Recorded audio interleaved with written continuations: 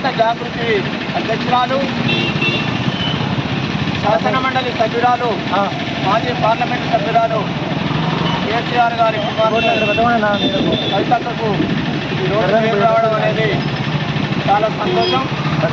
5 నెలల 15 రోజులుగా తప్పుడు కేసు బనాయించి సిబిఐ వారు జైల్లో పెట్టడం జరిగింది.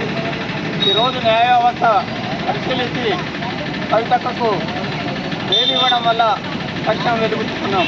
తుంగతుర్తి మండల కేంద్రంలో టీఆర్ఎస్ పార్టీ ఆధ్వర్యంలో భారతంతా కాల్చి సంబరాలు చేసుకోవడం జరుగుతుంది.